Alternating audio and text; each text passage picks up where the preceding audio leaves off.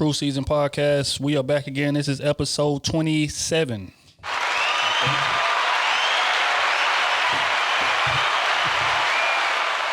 20 y 70.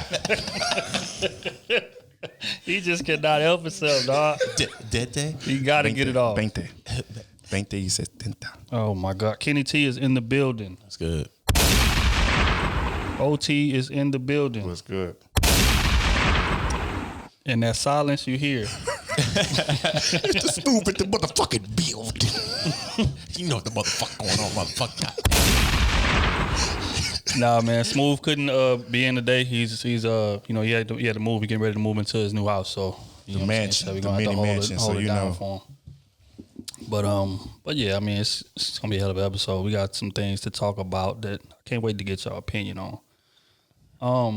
First off, did y'all hear about what happened on Clubhouse last night? No. Yeah, but a part about Akademiks. Right. I kind of read a little bit. What? I didn't hear everything, but I heard them niggas was in there firing his ass up. Yeah, it was man. So, because I don't even want to say it's a welcome, because you know, like Clubhouse, they have welcome parties, but like the person they welcome in to be involved, Right. And like it's supposed to be to celebrate them or whatever. I think somebody found out that Akademiks was on, and they started a quote unquote welcome Akademiks to Clubhouse room. So it's like a whole bunch of like rappers and celebrities and people like that.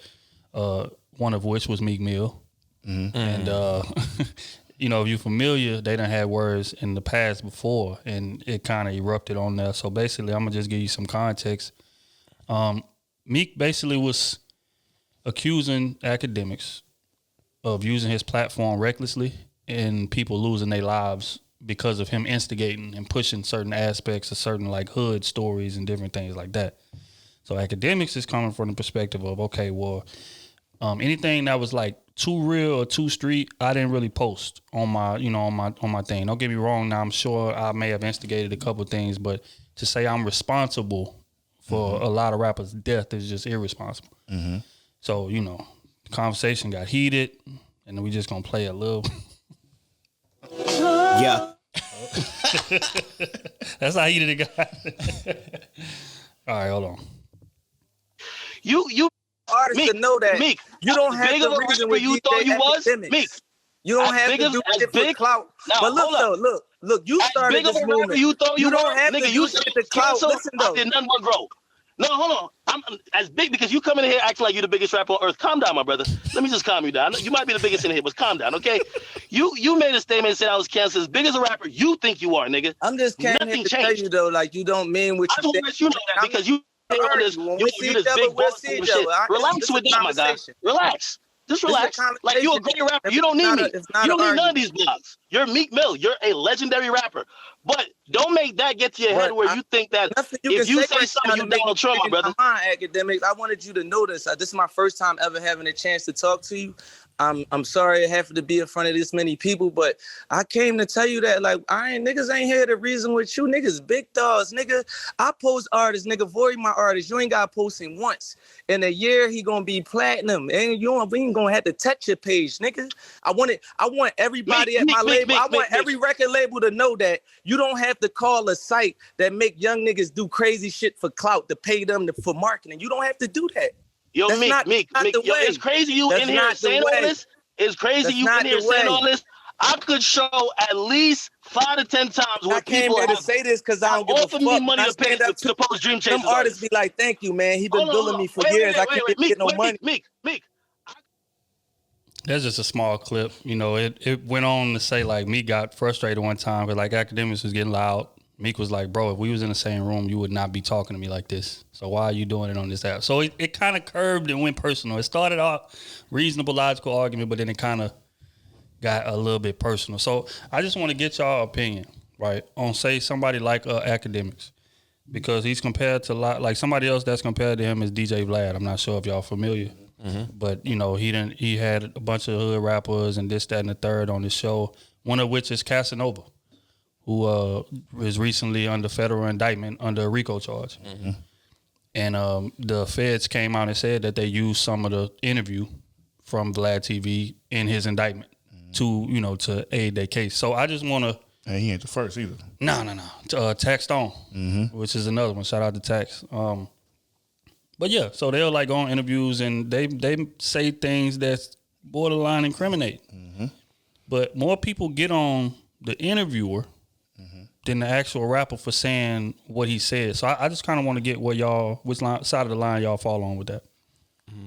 It's on the artist to me. Yeah. Because you in front of so many people, that's like a basketball player, a football player, when they ask you about controversy in your locker room with your head coach, with your teammate. You know what I'm saying? Like it's the exact same thing. So are you gonna say something that looks bad, sound bad?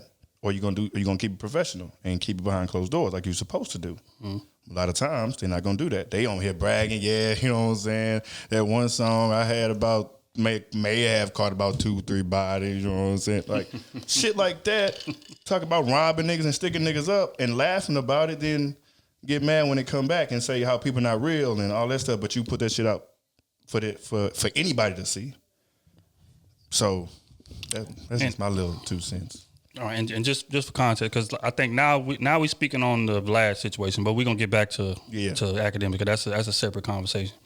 But with the Vlad type situation, people, devil's advocate would say, first off, he's a white man, and they would say that he's asking questions that bait people into incriminating themselves. Yeah, and then he's profiting off of it, and not kicking back or not adding to the culture none or nothing like that at all. But he's just using these young people that want spotlight, young black people that want spotlight from the hood, and capitalizing on them.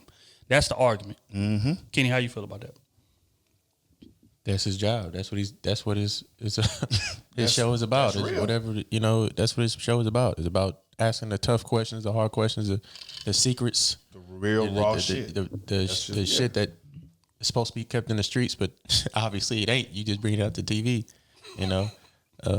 I mean, as a smart individual, if you got any kind of street smarts, you ain't supposed to tell the shit you do. And there's been plenty of people on there that don't say anything. Especially to a white man sitting right in front of you. Come on now. There what Drewski had the camera. So did you really do it? Yeah, that's all we need. Like, come on, man. You ain't got to answer the questions. You're already on the TV show. You're already on there, so you just sit there and be like, nope. I don't know what you're talking about. I'm here, so I don't get fired. You know what I'm saying? Like, simple as that. He's not forcing your hand to answer these questions. You know what I'm saying? You might not get another interview by him, but shit, you already got your one interview. So I mean, what? Come on, man. And they be giving details, bro. I mean, y'all proud of the illegal shit you do, okay? But be proud in silence. Don't be proud out loud and for everybody to see. Because when they catch your ass, hey, it ain't nobody but your fault. It was December 20th. You know what I'm saying? Around 6 o'clock. It was the opening. It was me, B, Kenny, Matt. You just gave them a free investigation. They ain't had to investigate you or nothing. They had to, you know what I'm saying? They ain't had to sit you down in the room, with the windows and nothing. Nigga, you just sat there and just gave it all up. And that's the problem. And that's where accountability come in, which is my problem. Is what Vlad doing wrong? I would say no. And the reason I would say that is because he's not a street guy. And he doesn't claim to be a street guy. He doesn't care about being a street guy. This is somebody that went on record and said, hey, if somebody do a crime around me, even you that I'm interviewing right now, if somebody does a crime around me and the police stop us, I'm going to tell. He said this. So why are you holding somebody that's not of the street to street code? You can't do that. You know what I'm saying? What you do is you keep street stuff in the streets, and when you get around people who not in the streets, you shut your mouth. It's very simple when he says, okay, so somebody got shot over in your neighborhood. You wouldn't know who had something to do with that, would you? I heard you shot. Oh, yeah, that was me. But don't tell nobody. It's real easy to say, I don't know what you're talking about. No comment. Or I can't speak on that right now. It's very easy. But the thing is, people want the clout, the credit for their street stuff. It's not enough to be known as a street guy. They want the credit for the work that they done put in. I want credit for the dude I shot. I want credit for the dude I robbed. I want credit for the rapper who chain I took. You know what I'm saying? But you want credit up until feds come around and try to give you credit for it. Now you don't want credit no more. Now you blaming everybody but the person who could have stopped all of that. You can't have it both ways, bro. If you are in the industry, which is speaking on Casanova situation, because just to give a little background information, his RICO charge stems from the feds basically said that first of all, he's a part of that gang. He's a famous rapper. It's alleged that he was on Instagram sending orders to his fellow gang members to do drug deals. So like the feds went to Instagram, sent them a subpoena and said turn over all of the messages, and of course they had to do that. So now they got him in there giving orders to make different drug drops. My thing is this: Casanova came into the game known as a legitimate street dude. You rich now, or if you're not rich, you way more well off than you was. Why are you still involving yourself in street stuff? Like, why is that street credibility? Like, why are you still trying to prove it? Why are you still trying to earn it? You don't have to make money illegally no more. I understand that at one point you may have had to do that, and you served your time in jail, got out, now you a famous rapper now. Why are you still engaging? If I'm in that situation, I don't want nothing illegal around me. I don't want a nigga that's jaywalking around me. Wait, what? I'm not, because at the end of the day, don't cross the street, nigga. Wait on that stoplight. Because if they stop us, they might send me back. You feel me? So nah, bro, I don't want to be no part of no illegal nothing. Now that I'm on and now that I'm getting money. If you my homeboy, you would respect that, or you would stay from around me, because you know that first off, I'm the bag. So if I go down, which is he's about to go down, so everybody that he was taking care of, guess what happens to them? You're about to starve. And go back to the same shit they was doing. Bingo. Working even harder. Yep. Exactly. So that right there never made sense to me. And I can't blame an interviewer for asking juicy questions that everybody wants to know. It's a gossip site. You know that before you go sit down on that chair. You know the type of questions that's coming. That's what you sign up for. You doing it because he got a big ass platform. Mm-hmm. He got millions of subscribers. You know, the interview gonna do 500,000 views, 600,000 views. So you gotta ask yourself, okay, what's more important? Me getting this clout in front of these 600,000 people, or me going to do 20 years? Because when the feds come, you going. It ain't no, you know what I'm saying? Like, most people don't get off. I think they got what, an 88, 89% conviction rate? Yeah. And then with a RICO charge, they can be creative. All they need is you doing three felonious acts, and that's it. And it could be on he say, she say. They don't have to have you on camera. They don't have to have nothing. That's what's crazy about that RICO charge, is that it's so much flexibility in it. Mm-hmm. You know what I'm saying? To where, okay, if it's first degree murder, okay, we gotta show proof of you planning this, going to execute it. No, feds don't need that with RICO, and he about to find that out the hard way. Connected to it. So again, and this is a dude that been in the streets. This is a dude that been in jail. So you know how the game works. So why are you going and doing incriminating stuff on a public platform, or at all? But especially on saying things that may even insinuate that some illegal activities going on. So yeah, nah, bro. I can't blame Vlad for that. You know what I'm saying? But back to the Akademiks thing. Akademiks, they get on him for a separate reason. They say that, like, say things happen in the hood, right?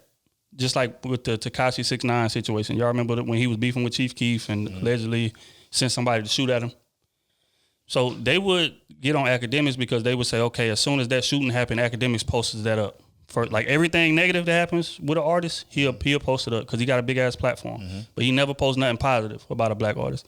So say for instance, like in that situation, right? When you post that shooting of Tekashi shooting at Chief Keef, and you put it on the public platform, what's that's gonna do for everybody that's Chief Keef supporters or his homeboys? They're gonna be ready to ride. Bingo.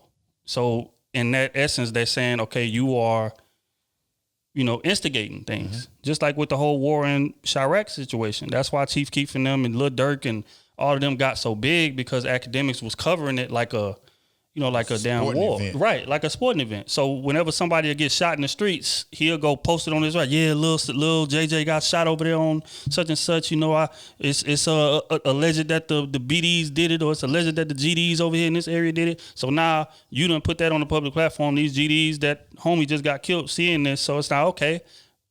So he said he think BDs did it. Okay, bet. Well, we about to go over there to that block and kill something. Mm-hmm. And bodies was dropping rapidly. I think this was like 2012, 13, where they had set the like record for murders in 1 year, and he played an integral role in that because these videos that he putting up doing 100,000 views, 200,000 views, 500,000 views on people that's getting shot that ain't even that known. So they like so a lot of rappers got on him because of that. They you basically got famous on the backs of young black dudes getting killed, and you don't have no shame about it. So that's what they get on him for. Do y'all agree or disagree with that logic? I mean, I don't follow Akademiks like that enough to, you know what I'm saying, to really have an open point about it. But if what you're saying is true, then yeah, I think he has I mean, he played the game right. I mean, to be honest with you, I mean, he wanted a career he found a way to prosper, get some money, and he played it how he could off of the backs of black violence in the hood. Is that right? No, I don't think so. But can he do it? Yeah. I mean, it's going on. But the way I see it is like if he didn't do it, somebody else is gonna come out and do it. That's a fact. Somebody else is gonna come out and do it. Valid. So I mean, do I think it's right? No, but is that my decision to make to tell him no, he can't do it no more? No, I can't. Maybe we should stop shooting each other. Oh, yeah. I mean, pretty much exact same thing. You took most of the words out of my mouth. I mean, it is what it is. Like, the platform that he have is not right at all. But I mean, there's so many people, so many platforms, they always exploit the hood. Like, this for some reason it's just so exciting. Somebody getting shot at, you know what I'm saying? Fights and stuff. Like, think about all them brawl pages and shit like that. Like, be going viral all the time. That's true. All the fight clubs, world stars, and people stuff like that. violence. People love violence. You know, like if he was posting good stuff, I mean, he wouldn't get 500,000 views. He wouldn't be making the money he's making right now for posting positive views. It'll take some That's time. why you go to his page now. That's why you follow him now for the violence. Even though you hate him so much, you still follow him. You still retweet his shit. You still favorite it. Why? Because you like that type of shit. Maybe to stop it, maybe you should stop looking at the video. Maybe you should stop unfollow him. Block it. You know what I'm saying? But y'all are giving it energy and the hate really to go like that. Yeah. That's why I stopped following the Shade Room and all that. Like, so I'm like, this shit is. It used to, because I'm saying when they was like Baller Alert, it was like it was kind of interesting. It was like, oh, so out on a date with this person, or this person dropping this much money, this much bags. But then they saw the traction it got when you post a controversial story or some shit that's gonna be negative. You know what I'm saying? So they like shit. Just like anything, they find that niche that gets them that quick pop, and they keep doing it, and you ride that wave. So now, you know what I'm saying? The Shade Room, they known for all negative stuff. They're not posting too much positive stuff on there no more. Like, so, I mean, just like that's like any other page, man. Yeah, And which people is keep feeding it. Yeah, which is the interesting part. Again, that's why I feel like accountability comes into it. Because it's like Kenny said, if you wouldn't feed into it, he wouldn't be as big as he is. But people feel the need to just jump out and give things gas that they quote unquote don't agree with or don't rock with. It's just like, again, during those Chicago shootings and all of that stuff. It's a reason that those videos is getting 500,000 views. Because after old boy died, the first place you going? Akademiks place. Okay, let me see who else got shot the next day. Or let me see what's gonna happen next. Because I know he on something. People love watching car crashes and then complaining about how bad people drive. You can't have it both ways, bro. You know what I'm saying? Like if we would support more positive things, then the people that's putting out positive information would be bigger and they would have bigger platforms, and somebody like our Akademiks wouldn't even be relevant. But the fact of the matter is, we love that violence. We love that negativity. We feed into that. First thing that happened, if somebody a rapper get their chain snatched, you scroll on Twitter or something, and first thing is, oh man, he better go shoot him. He better go do this. He better go do that. Like gassing somebody up to do something negative and then criticizing them for doing something negative. Or criticizing the platform that reports it. It's like, no, we can't have it both ways, bro. If you want more positivity, bro, you got to support more positivity, period. But the fact is, we not going to do that. We going to keep doing what we doing and keep on complaining because that's what we do best. And just like with the academic situation, again, it's hard to critique somebody for how they make their money if you're not willing to put money in their pockets.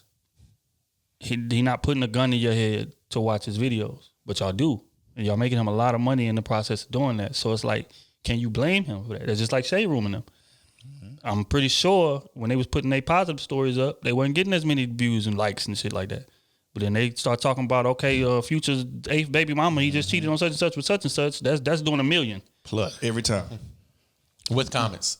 With comments. And the shares and all that. Yeah. Our platform is a perfect example of that. Yeah, we do the same thing with us. Shit. If we put out a positive clip, we done put out a lot of positive clips. And that's what pissed me off every time, bro. A lot of positive You clips. get 2,000 views, some bullshit. But then the moment and then the shit don't even be negative. The shit just be accountability. You know what I'm saying? And then we get a milli on YouTube. Like, Right. Come on, bro. That's how I go. Broke 40-year-old. Sitting elbow to elbow. Oh, god damn. It's just like, so like, what do you want? Like, Guess what we gonna do? We gonna feed that hate. of course. Of Give course. you what you want. So, at the end of the day, man, I think, we just got to be a little more accountable, bro. We got to be the change that we want to see. We got to support the type of activity, the type of behavior, the type of people that we want to see more of. And we won't run into these issues. But until then, things are going to keep happening. Yep. So just shut up complaining about it if you ain't going to do nothing to change it. Yep. Simple as that. Big facts. All right, on to the next story, man. My boy Verb, if y'all familiar with him, Verb, the battle rapper, he has a new series that he does. He goes live with women and like discuss relationships or whatever. So recently he went live with a chick and the clip went viral. I'm just gonna play a little bit of it. Oh hell. And then I want to get y'all take. When a woman is valuable to a nigga, he gonna act crazy. That's nothing you can do about that. He's gonna act crazy. Okay, let's say me and you together, right? You my girl. I just felt like it's cycle. Okay. Yeah. Well, listen. If me and you together and you my girl, right? And you tell me I'm done with you, you got a new man. If I don't start acting crazy with you, you're not worth shit to me. If the new nigga don't see me acting crazy over you, you're not worth shit. You're not. Because one thing that we gonna do, we'll let something go that don't mean shit. Cause y'all, okay, like the next nigga, right? The next nigga don't know what the fuck it is. It's like, okay, if I drove this car 100,000 miles, I know for a fact the engine knocking in this bitch. I know for a fact, I know all these things. He don't know it. I'm gonna sell it to him. Now, if the car is riding perfectly, oh no, you can't get this car, big dog. You ready to die for that shit? You ain't getting this pussy. No, you ain't getting this one. But if the old nigga does not cause, and you can ask any man, look at the comments. If the old nigga is not tripping with the girl when she get a new nigga, it's not worth shit. Okay, like for instance, if I deal with a girl for a long time and I never bump heads with her baby daddies or no old niggas, she meant nothing to them. Nothing.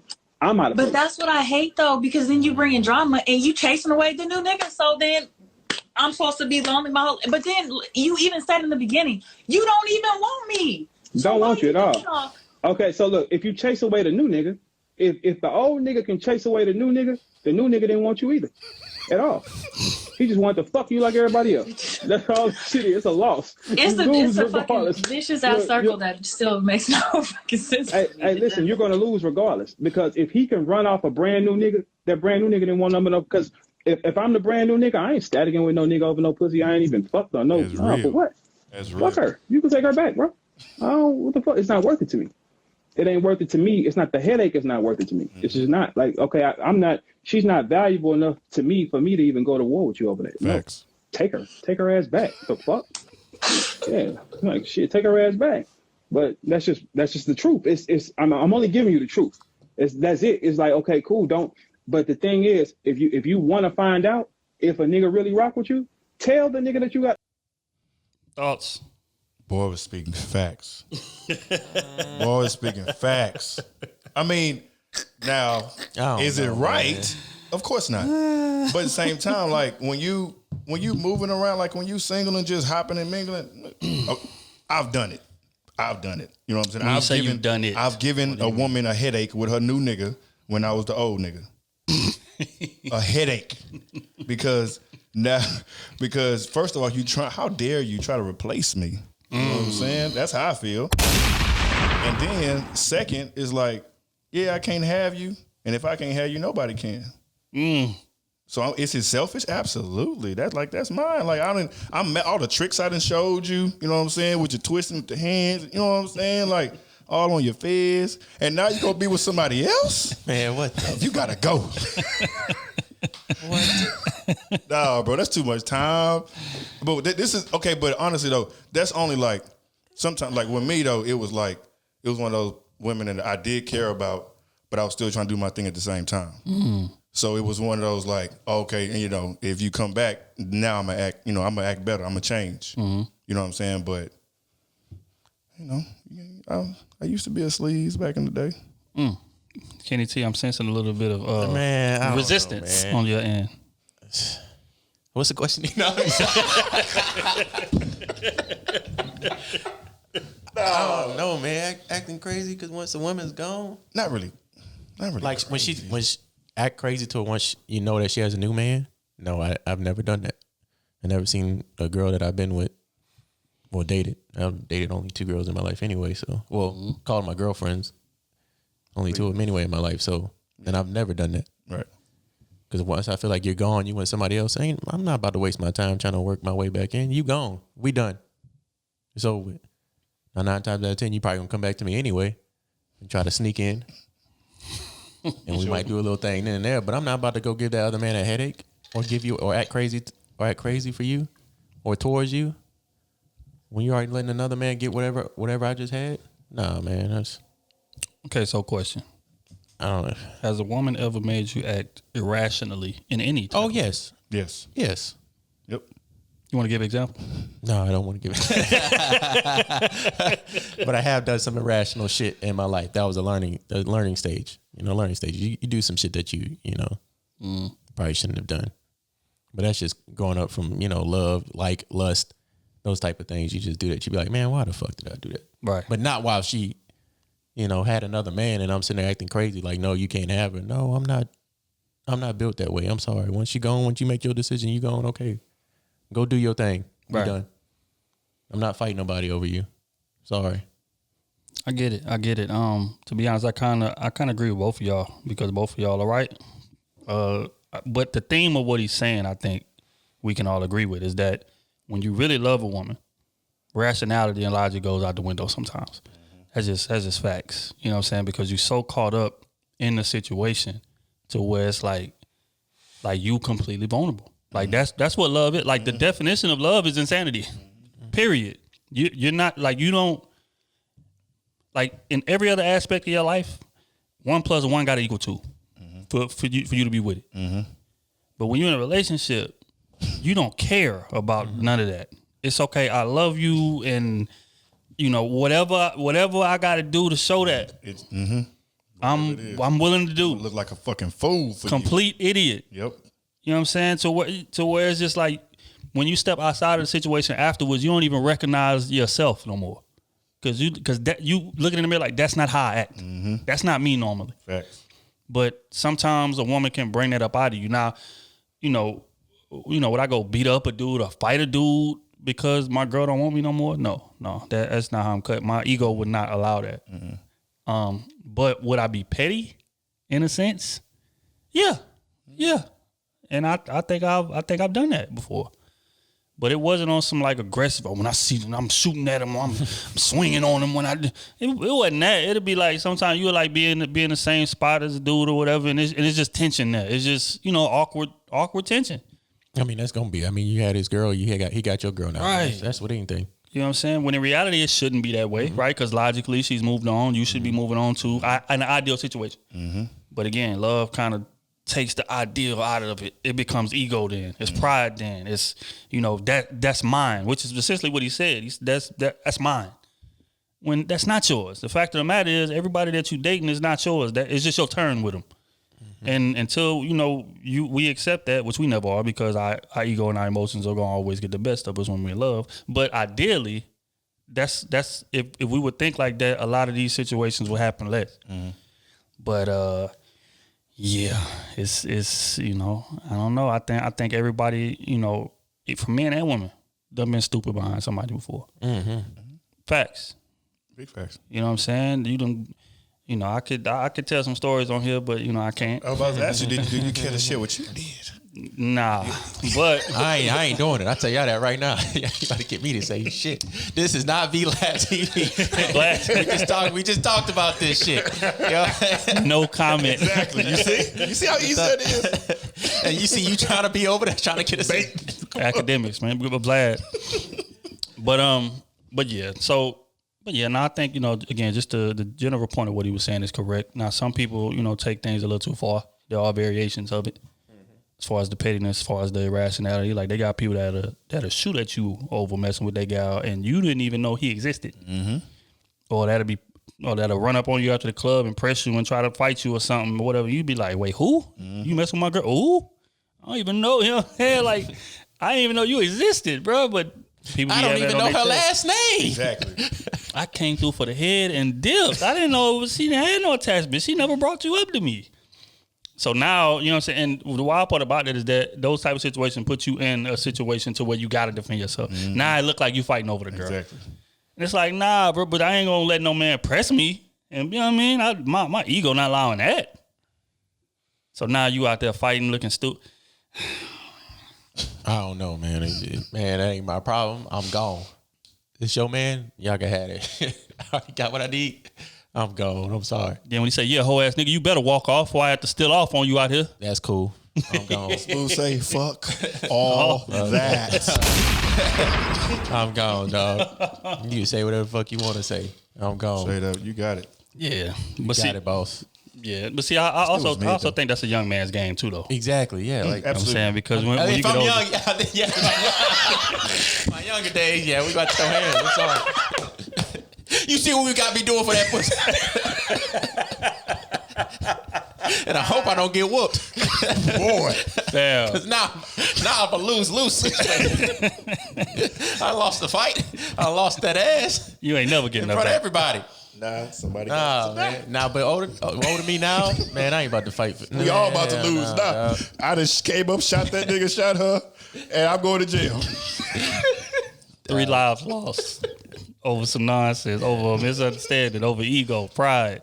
But that's real, though. I'm not going to shoot nobody. I'm not shooting nobody. No, I'm sorry. You can have it. You can say whatever you want. It ain't that good. It ain't that good. Mm-hmm. Also, I think, just when you get older, man, you just got more stuff to lose. And, you just move at a more calm, calculated pace. Yeah. When you're young, if somebody even remotely tests your masculinity at all, you be ready to throw it all away. Mm-hmm. And it's just like, nah.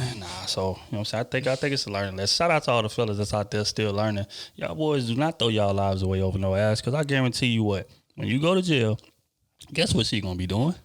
Throwing some ass while you getting While get your ass taken. Y'all both go. Yeah, both of y'all throwing ass. Damn. That's a fact. How that situation escalated very quickly. That's a fact, though. So, bro, use your head. There's plenty of women out here. Plenty of women, Even bro. if that's your girl, like, she could just be below average. You got something. You need to be ready to throw it all something you over. can lean on. Be ready to throw it all the way for a 6. Hold you over. Come on, man. You good. Yeah, so. On that note, man, we're going to get into the quick hit segment. That's wild, bro. Nigga say now y'all both throwing ass. Both of y'all throwing ass, dog. Come on, man. Damn. Y'all But that both part is throwing ass. never mind. Nah, we're just going to say, go ahead. Don't say anything. We already on the list, man. Pause. It's over, nigga. Oh. You say you're going to be throwing more ass than us. Come on, man. Every night. Whether you want to or not. Exactly. God. Oh, Wake my up. God. I like my fish wet and squirmy. God. Okay, man. First quick hits. How can one tell when a man loves you without him actually saying it? Actions. Such as? I would say doing the little intricate things that, that you slightly hinted to that make you happy, that things that don't hold a big value, what I'm saying, that are priceless to you. And he knows that you like it. Like, he just does that repeatedly over and over again. I think those types of things or whenever y'all get in an argument, he can brush it off and still look after your well-being. Like, hey, you want something to eat? You want to go do something? Like, hey, I'm sorry. He can apologize to you about it. Like, he takes the initiative to try to make sure, like, you're sitting right. Like, you don't go to bed angry or mad. You know what I'm saying? Like, Yep. That'd be my example. I was gonna say one word I was gonna use like kind of catering, but not really. But like actions. Like I mean, nigga, stop using everything. Shut up. Come on, Ricky Romance. Come on, Ricky Romance. So what you got, Mr. Romance? Well, actually, I was about to get to that. Thank you very much. For me personally, like I'm from like let's say we together and you stay the night at the crib. Like I'm gonna get up, I'm gonna make sure I'm up before you. I might run to the store real quick, get some breakfast to cook. You know what I'm saying? Have some stuff before you wake up or start cooking so you can smell it when you're waking up. Like I feel like for me, that's like some ways I show you that I care about you. You know what I'm saying? You know, maybe like small gifts, sending you, you know, some flowers, sending you tip trees, sending you edible arrangement, whatever. Like stuff like that. I feel like I do just to show like, excuse me, just to show like my appreciation and stuff. Mm-hmm. Your time of the month, he going out there, you know, getting you some chocolate, coming home, making sure that whole week that you ain't got to really do too much work because you're cramping, like you cramping ain't up, got you to know, do nothing. you know, you're gonna be cranky or whatnot. You know, he don't take offense to a lot of the things you say. Like when he starts to understand or try to learn your body, like he's intact with like basically like with your cycle. Like he knows when that shit's coming up. Like he's just in tune with everything about you. Mm-hmm.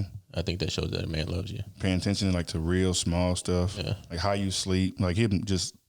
Even I would say even like just staring at you. Like sometimes when he just staring at you, he just admiring like small features on you. You know what I'm saying? Your little dimple, or you may have a little, I don't know. Until she say, "What you looking at?" A little mole on your nose. Why are you staring at me? Yeah, messing it all up. Valid. So yeah, I would say that a man loves you when our pride stops being more important than you being happy. I think that's when. Because men are real ego driven, especially when you got you a lit dude out here. You know what I'm saying? We be coming to the relationship, anything like if the air conditioner get left on too low. Hey man, I'm out of here. I ain't got to deal with this bullshit. You know what I'm saying? It's just they can be looking for a reason to get back to the, you know what I mean? Because it's just all pride and ego. Any disagreements, any arguments, you stop caring about winning them as much. You start thinking about the full war rather than little battles. Mm-hmm. You start giving her the pass, just like y'all say, you know, that time of the month when she, you know, a little aggy and getting on your nerves and showing insecurities and trying to bait you into arguments and stuff. You just kind of you grasp an understanding of her and you know, okay, I can let that go because I know how she is. Rather than if a chick you don't care about coming at you away, man, get the fuck off my phone. I ain't about to go through. You know what I mean? So it's like you start caring more about her well-being. Way more. Than you being right or than your ego. And I think at that point is when a man actually loves you. And I think it's hard to get there for most men because we just not used to being vulnerable, man. That's it. Like being vulnerable is like we taught that that's a weakness growing up. Right. You know what I'm saying? So it's like, you know, we've been raised this way all our life and then we get with you and then we just supposed to, okay, yeah, put your pride and ego to the side. My pride and ego got me here. Got me all my accomplishments in life. You feel me? But the older you get, you learn that that's not conducive to a relationship being successful. Right. And if you keep putting your pride and ego, you know what I'm saying, ahead of the success of the relationship, it ain't gonna last. Nope, you're gonna be asked out. You know what I'm saying? So yeah. So if I had to like put it in a, you know, nice, cute summary, I feel like that would be it. Once our pride stops being more important than making you happy, we love you. Facts. All right. On to the next one. Oh, this is a good one. What makes a man actually feel desired? Shit. I feel like the same thing that makes them feel desired. Like hyping me up, you know what I'm saying? Telling me I look good, telling me I smell good. You like the outfit I got on. Like, shit, just blowing my head up like I would blow yours up. Giving me the lusty look. You know what I'm saying? Ooh, I love that, boy. When they just be looking like they want to eat you alive. Oh, that'd be so sexy. Boom, bring your ass over here. Like, that kind of make me feel desired. And then, you know, like, again, reciprocating my energy. Like, you getting small stuff from me. You know, you wanting to treat me just because you see, you know, maybe I had a long week, a long month, whatever it is. And you like, hey, let's go grab some sushi tonight. I got it. Don't worry about it. Come on. Just put some shoes on. Come on. You know what I'm saying? That make you feel, you know, good and desire, I feel, one way. You gonna have to go next, P. I don't know. That's a all right. They always go after you. What you mean? That's it's all good. if I like what would make me feel desire, right? It's just gratitude, bro. Like a lot of times we be in these relationships, men let a lot of stuff just roll off our back. We put our happiness on the back burner. We just be like, you know what? Okay, I ain't tripping, man. I just, it's alright, But what makes us feel desired is when we don't have to do that with you. When you show us that you appreciate everything that we bring to the table. Now that could be a wide range of things, right? It just depends on what our interests are. So say for instance, you got a dude that love drinking tequila. It would mean everything in the world for you to just pop up on a random Wednesday and say, hey, man, I was just, I was thinking about you on the way home, whatever. I just, brought you this. I know this is, what I'm saying? I just want you to have a good day. I know you probably had a rough day at work or whatever here, man. I just want you to wind down. Just little things like that lets us know that we are desired and lets us know that you putting us, high on the totem pole rather than how most women do, come into the situation and it's just all about her. It's all about making me happy. What can you do for me? Romance me, impress me, plan dates, plan trips. Show me. Me. Facts. That's how most women come into a relationship. You know what I'm saying? So when you run into a chick that comes into the relationship and she willing to put like what benefits you, like she's willing to do things that benefit you solely. Yep. And I feel like that's what makes the difference. Most women, even when they do things that benefit you, it's to benefit them some kind of way. At the same time. Some kind of way. You feel what I'm saying? So I feel like when you run into a chick that's willing to just do something that solely benefits you, does something for you that she doesn't benefit from directly, I feel like that's a sign that she really desires you.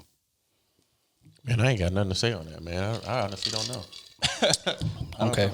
I don't know the answer to that one. Okay, here we go. Glad you said that. Let me rephrase it. Yeah, rephrase it, break it down, do something. In your experience in relationships, what's something that was done for you that you appreciated the hell out of? This clubhouse? Yep. Feds is listening. Go. What's something that was done for you that you just appreciate the hell out of? Caught you off guard and you just appreciate the hell out of it? Oh man. Man, I mean, I'm not. It's not hard to impress me, really, honestly, in a relationship. Because when I'm in a relationship, I really put all my effort forward towards that person, So it's like anything somebody does for me that's just, like you said, solely for me, I really appreciate it, So to say something that desired makes me feel desired.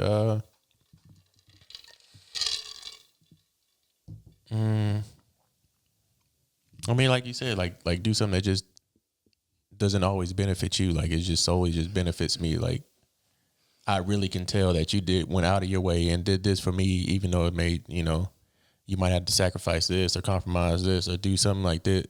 Something that was a negative impact on you almost, but it still benefit me in a positive way. Exactly. And it made me feel good. Like, I mean, that would show be desired. It's valid. But don't be doing shit there's people out there that be doing crazy shit and trying to make me feel desired just so I can start talking to y'all. I ain't going for it. Don't be in my DMs. Standing outside your window singing. Don't be in my DMs doing crazy with the boombox on. Okay. Start singing for you. So yeah, I could get some crazy ass DMs, dog. I'd be like, man, what? All I said was thank you, much love, and then I get a 10-page paragraph. They be up there waiting on just. They was hoping you would just respond. Yeah, that's what it is. You might start doing double I tap. told y'all shoot y'all shot, so I mean I can't complain. Y'all go ahead, shoot y'all shot. Can't have it both ways, big dog. He just got a tight lid on the I can't have my cake and eat it. No. Why can't I have my cake and eat it? I baked the cake. But it's mine though. It's my cake though. Oh my God. Okay, man. On to the last one. Both of y'all been single for a little minute. So throughout this process of being single, what's something you're gonna take from it that you feel like gonna benefit your next relationship? I can't read that off the head. That wasn't even wrote down. Basically, I feel like, just to an extent, like for the most part, what I do shouldn't really change. And that's going to benefit both of us in a relationship. Like, so if you of course, I'm going to be with you, so I'm not going to be going out as much. But I spend time with my fam, spend time with the boys. Like, I got the podcast. You know what I'm saying? So you already know what I'm doing. So if you can tag along and be right alongside of me throughout the process, you know what I'm saying, you're going to benefit from that. But as far as me overextending myself, cutting a bunch of time away from my fam, cutting a bunch of missing podcast, no, that's not happening. So I feel like that would be the most. That's what I've learned, because a lot of my relationships, I feel like I sacrifice too much of myself for the benefit of them. You know what I'm saying? So, boy, talking. At the end of the day, I feel like I need to do what makes me happy. And if you want to see me happy, then you're gonna do what it takes, because I'm gonna see that, and I'm gonna make sure that you're happy in return. Gotcha. Say what most important thing I take out of just being single for past 2-3 years or whatever.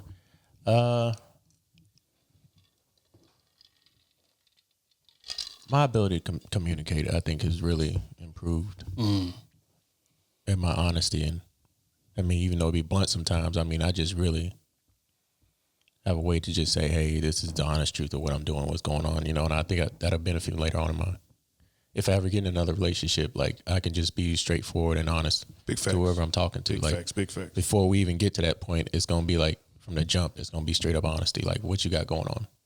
Yep. But how are you feeling? Like, I can communicate that better now than I did beforehand. 10 times, 100 times better prior beforehand. So I think that's the biggest thing I would take out of being single right now is my communication skills with women.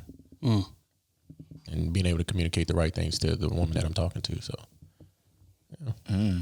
Intriguing answers, man. I'm proud of y'all boys. No, I know what you mean, especially when you care about her. Just saying exactly what's on your mind instead of just trying to cater to her emotions and stuff. Big facts. No, I definitely agree, because even now, like, throughout dating, you know what I'm saying, I'm still doing that. Like, before, yeah, you was honest and like, oh, I'm just trying to do this and that, but like now it's more. You was on, but you would sugarcoat a lot of shit. That's what I'm saying. Yeah, what I'm saying? Like, exactly. It's like, let me sugarcoat this so it doesn't make me feel a certain way, or it doesn't make me look a certain way. Like, now I'm just like, hey, this is the blunt honest truth. Are you gonna deal with it or not, or I'm gonna deal with it or not? Like, it's just that kind of honesty. Like, now, and maybe that comes with age too. I should say too. So, and there's a female that want to talk to me, and she don't like me being on the podcast. I'm like, well, you cool, but guess what? This is not ever gonna happen. No, like, I hear you, but no. So we can just keep it like it is. We friends, and maybe we don't need to go that route, obviously, because I'm not. You can't. Again, women try to change you and want you to do certain things. No, I'm sorry. Which is my issue with it, right? From both sides. Like, why would you want to be with somebody that you got to change that much? Like that much. It don't make no sense. So what? Because she can't know you too well. Because if she did, she would know how important that is. Exactly. So, you know what I'm saying? That's just like me dating a chick that, that runs a hair salon or something. And say, you know what? I don't like you being in the salon so much. I need you home a little more. When I met you, that's your passion. That's your business. You built that from the ground. That's what attracted me to you, your hustle. And then And not only that, but that's what makes you happiest doing. Facts. So why would I even entertain you if I feel like I need to change that for me to be with you? Yep. And a lot of people do that, bro. Yep. Men and women. Yep. Because they feel like they're going to be their happiness. They are their happiness. Oh, with you with me? Now I am your happiness. Now you can get rid of it. No. No, I still got to love myself and make myself happy. You just... there. Nah, but bouncing off of what he said, he said some real stuff. And let me tell you something else. The last job you want in the world is being somebody's sole source of happiness. Let me tell you that. Yeah. Ooh, that shit draining. That's the last job you want in the world. So for people to have to be as egotistical and narcissistic enough to think that they're gonna be able to fill that role successfully, you won't. Lets me know everything I need to know about you. That is a headache. Oh man, that is trauma, bro. That's life or death right there. That's facts. You are my happiness. Now, if you don't want to be with me, okay. Now I gotta take your life because I don't want you to be nobody else's. That's what a lot of people do. Exactly. Honestly. So yeah, nah. Okay. All right, I got y'all answers from a single perspective. If I had to say something that I learned about being married in my 3 years in this thing, the main thing that I learned is that there is no figuring it out.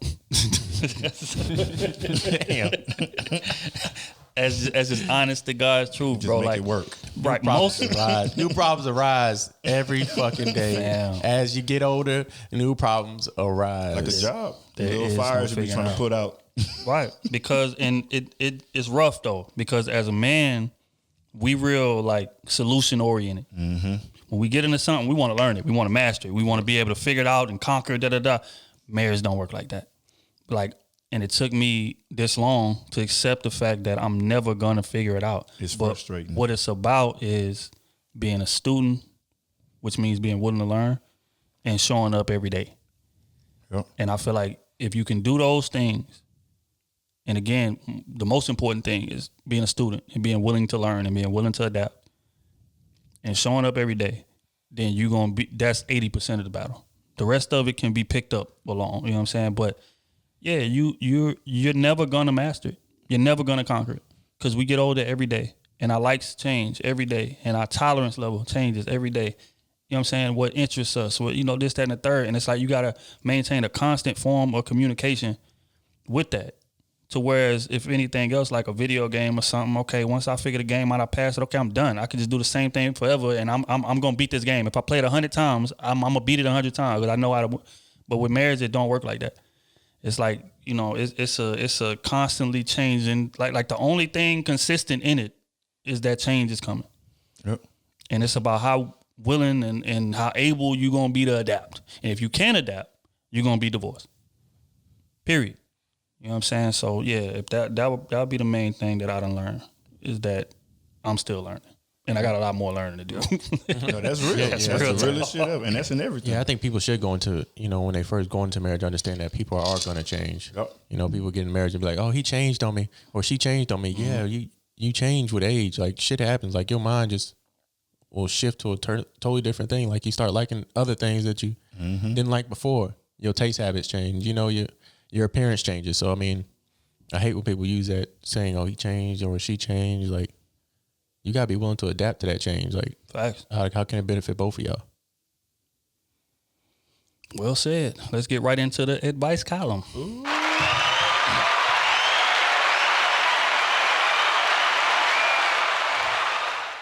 Okay, first one is from It's Automatic AK on Twitter. Y'all follow her. She says, I'll be interested to hear y'all take on the development of social skills and charisma.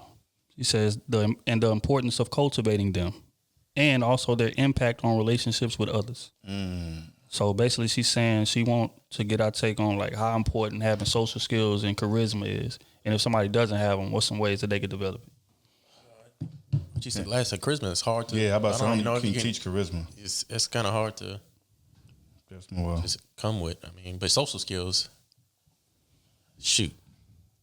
I don't know. I think you just got to get out and get out of your comfort zone for social skills. Like, hang around people that like a lot of people have hobbies. Like, start doing stuff that's with other people that have the same hobby as you. Mm-hmm. That'll open you up to being comfortable with talking about that kind of thing, and then later on throughout your your social experiment with people that like the same hobby as you, you'll start to get comfortable in public speaking with other people. You know what I'm saying? Like, that's why I think Clubhouse is good. I was just about to say that. Go ahead. Because a lot of people, you don't have to see their face. You don't have to see it. You're not front in front of everybody. You're just there. Talking on your phone like a regular conversation, almost like a call or a meeting or something. And that makes everybody more comfortable with just speaking to a whole group of random people.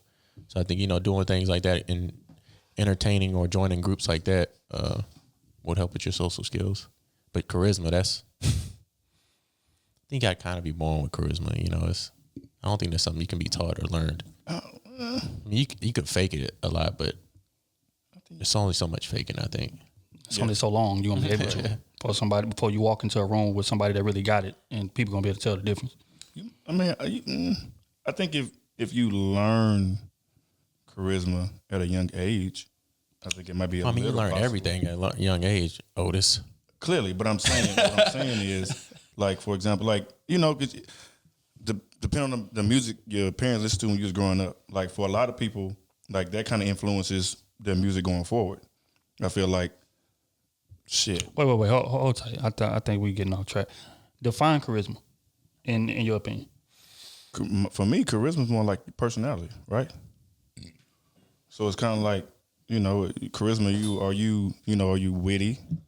With that kind of charisma, or charisma more like funny? Let's look up the was it more definition of charisma. Goofy? Yeah. Or is he real talkative, comical?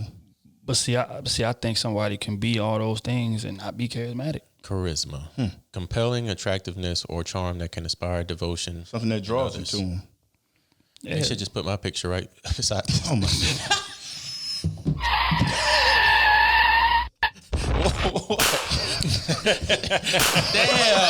Damn, you see how my old boys do me, dog. Golly. Nah, man, I would Also define known charisma as as a, Kenneth Tongue. Also, that definitely ain't in there. I don't know what dictionary you looking at. The Kenny tongue dictionary. Yeah, nah, man. I feel like charisma is intangible stuff, bro. It's an aura. It's a feeling. It ain't nothing that you can like those things you talking about are skills. How witty I can be. That's a skill. How funny I can be. That's a skill. Like how talkative I can be. That's a skill. But I think charisma is just something like to where like I can walk in the room and say 3 words. But it's just when I walk in, you feel my presence. It's like, who is this? Like, you know, why is everybody gravitating to him? He ain't really said too much out loud, but it's just charisma. It's just like presence. But but you can still, I could speak eloquently or whatever, and I don't have charisma. You know what I'm saying? Like you'll have, I can't use this.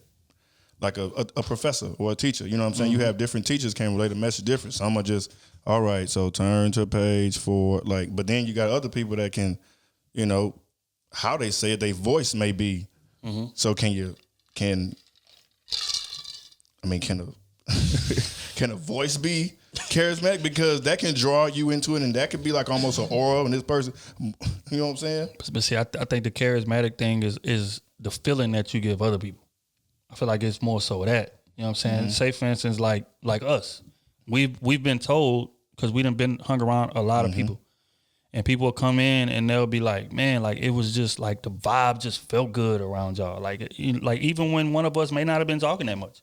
But it's just like we made them feel good. Even the little bit of conversation we gave them, it was some profound shit that they feel, okay. Some that they can take from it. It's hard to explain. It's intangible. It's a feeling that you give other people. I get it, yeah. You know what I mean?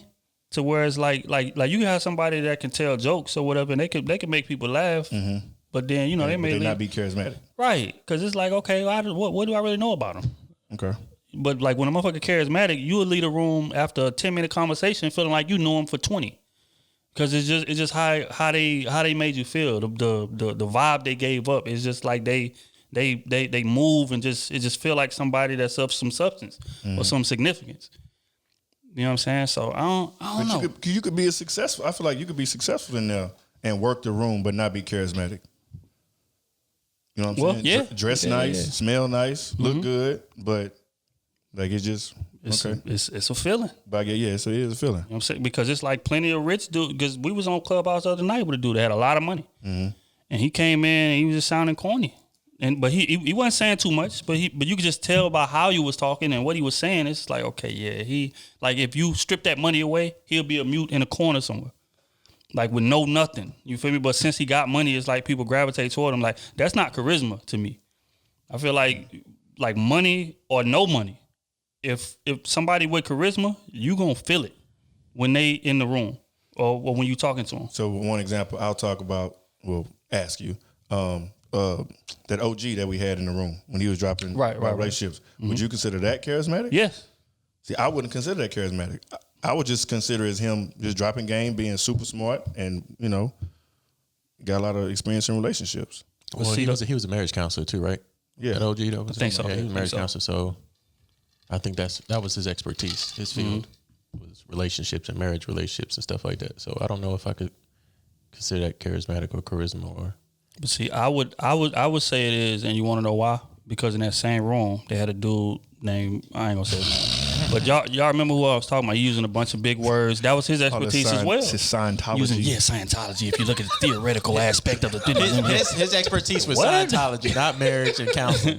It's like, what? Think about the DNA makeup. That wasn't his expertise. RNA. Wasn't the conversation. I'm telling you, bro. No, So he was Protons and the neutrons. His expertise when I looked up his thing was speaking big words. That's what. Ain't no fucking sense. But when OG was talking, you could hear a pin drop because everybody hanging on every word. It's like, okay, how you gonna tie this together? And then he tied it together. But it's like, damn, this nigga know what he's talking. But then I felt too his voice and his delivery is what gets you. All that factors in.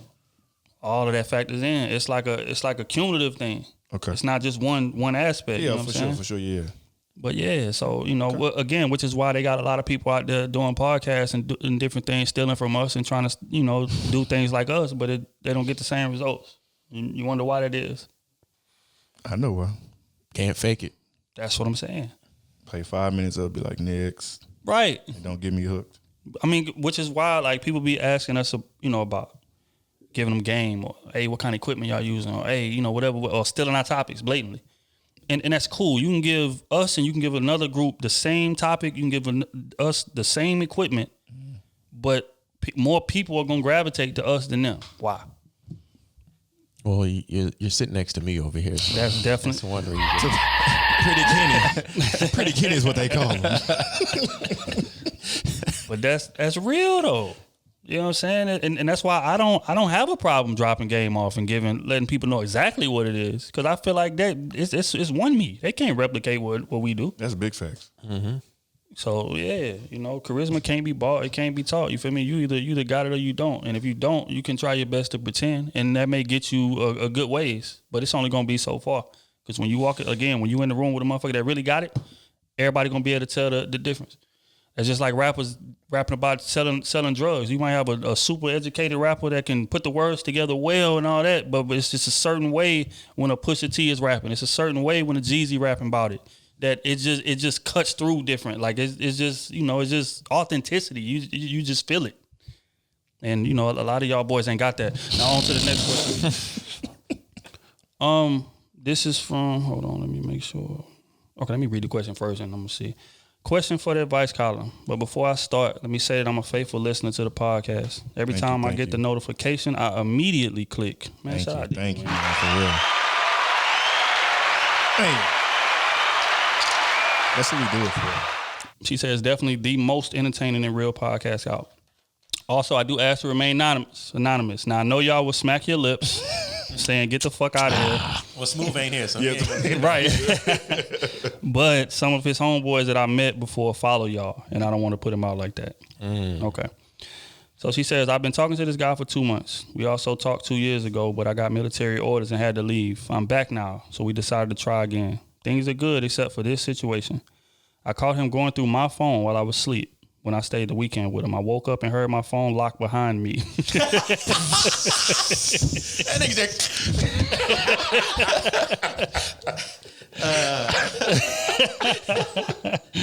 She didn't even put it on vibrate. God damn. Loud as hell. Everybody. Well, she said I heard it locked behind me. I waited a minute and then went to unlock my phone to see that it was scrolled down to months old messages. He said he didn't find anything because I haven't had a roster in a while. Once he seen that, he started being over me a lot more. All over me a lot more, I think. She said that seems like insecurities or trust issues. As a woman... Trust issue. As a woman... my bad.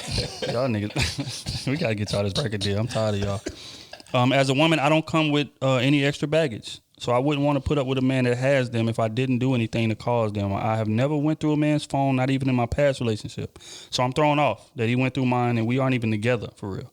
Your thoughts? She said, I have not confronted him yet. Hindsight, he has been cheated on. Yeah. There you go right there. I think he got trust issues. Nah, that nigga been doing something behind her back. Man, he might. And he thinks she doing the same thing he did. Man, I think he weak for it. Don't get me wrong. Because if he went back months... No, he trying to make sure. Let me see how she was a thought. What she was doing when she was gone, when she got her military orders to go somewhere else. Let me see what happened. He could have been trying to see what her head was. And she came back, And then he went through her phone to see if she was sleeping or whatever and doing whatever it was. She should have checked that nigga right then and there. She should have. She should have did. Say, hey, what you doing going through my phone? What's the reason? Oh, I got cheated on before. That wasn't me though. Like that's the problem right there. He's an insecure. Go ahead. Yes. That's the problem. Like you think you think I'm the person that cheated on you, and I'm not. Yep. Totally different. Like I gave you no reason for you to go through my phone or my private things. You don't pay this phone bill. We're not together for real. Nope. Like if you want to have that talk about, hey, if I'm cheating on you, and you just got to believe what they say, yes or no, and go on with that. But sit here and go behind my back and do something. Now I think you can go behind my back and do something else. But they talking. I think they just talking, right? Talking. Yeah, it's still regardless. Still had the right to say, hey, are you doing anything behind my back? Like, are you seeing anybody else? Like, are you sleeping with anybody else? Like have that talk. Absolutely. And then to sit there and go behind my back and do that. Now I can't trust you now because now I think you're doing something and you trying to find the fact that I was doing the same thing that you was doing, and you didn't find it. So now you all over me because now you feel bad. It's very true. Just to piggyback off of Kenny. There you go. No, but I think it sounds like to me, what I hear you saying is. He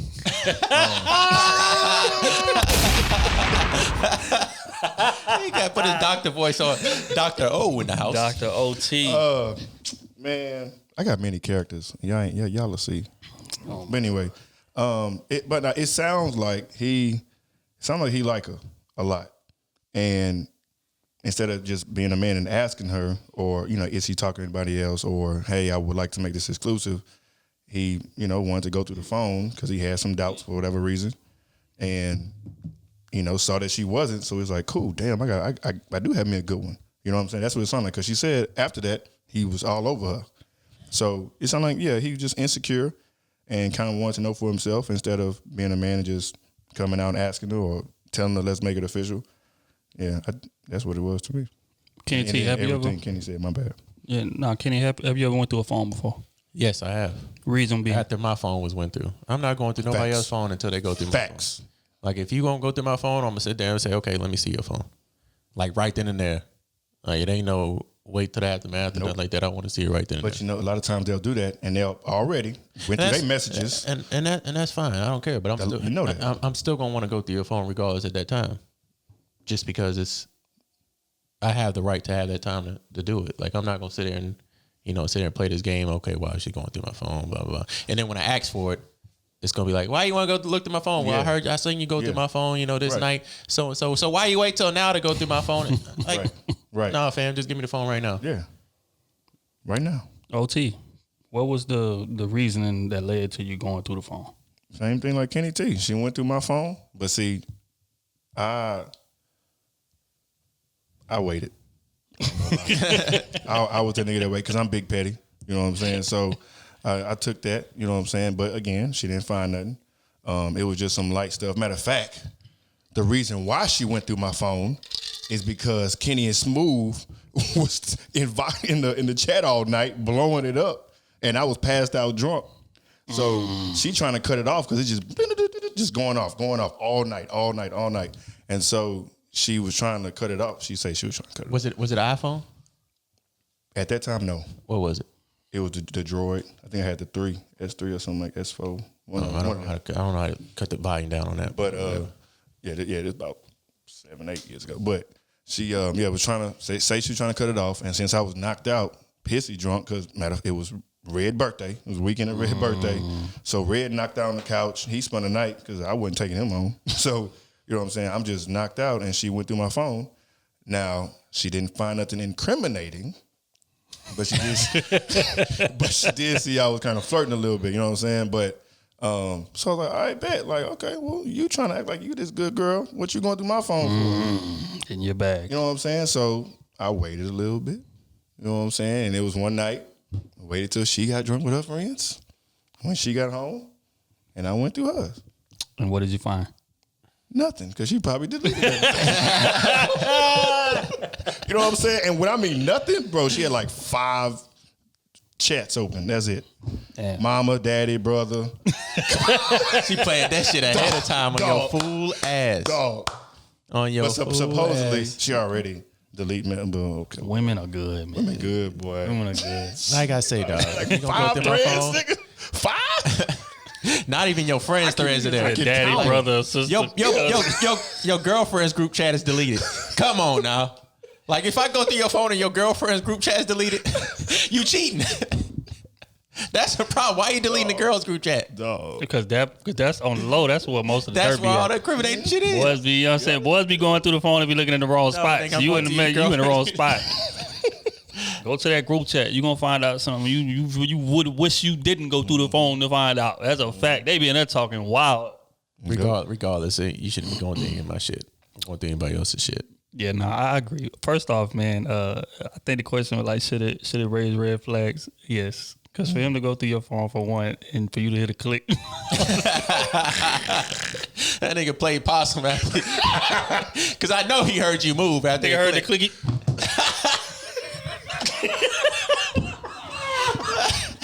That nigga started planking in the bed. Nigga wide awake. Fake snoring and everything. With one eye open. Deep sleep. Let me try to slide it back. Oh my God. Hey, so yeah, no, that definitely should raise red flags. And for two reasons. For one, because he's just sloppy. For two, I would have jumped. What was that noise? He got crickets in his bed. When that bitch go off the roof. Wow. oh my God. But for two, it's because it's deep insecurities there. And this is why. Men generally don't go through phones. Men generally don't do that type of stuff because it's our ego, bro. Like our chick could be cheating on. That's why women say, "Oh, women cheat good." It ain't that. It's our ego.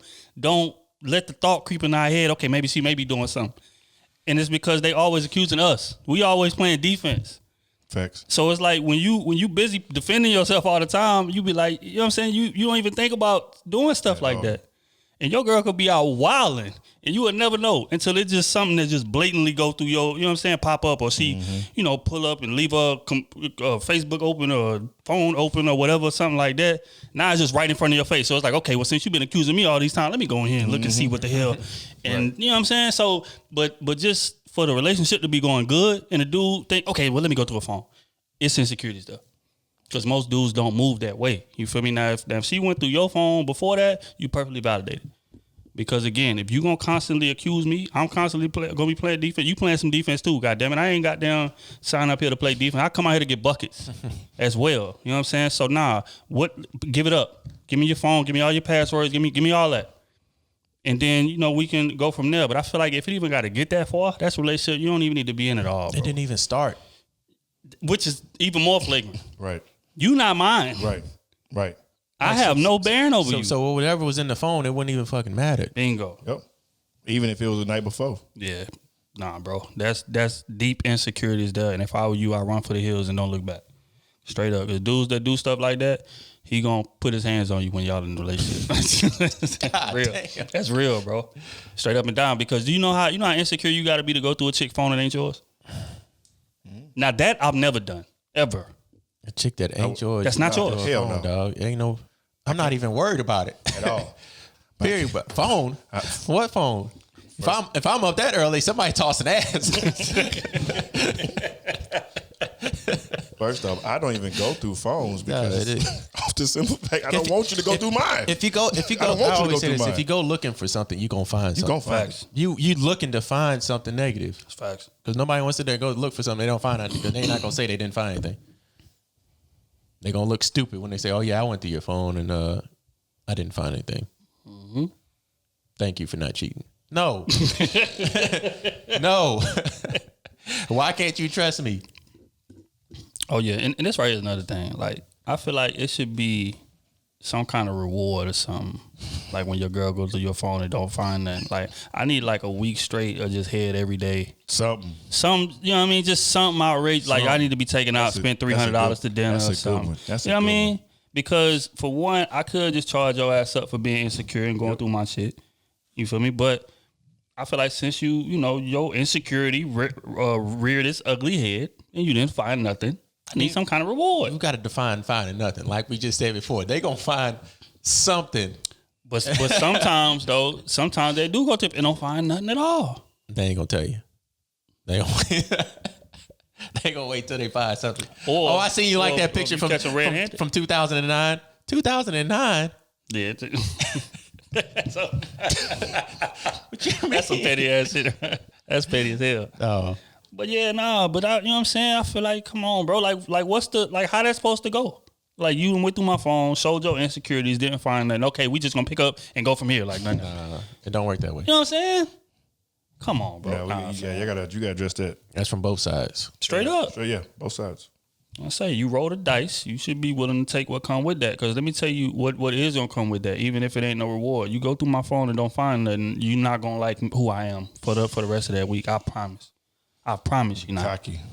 I promise you not. I'm doing whatever I want. That's a good idea, free card. That's a good.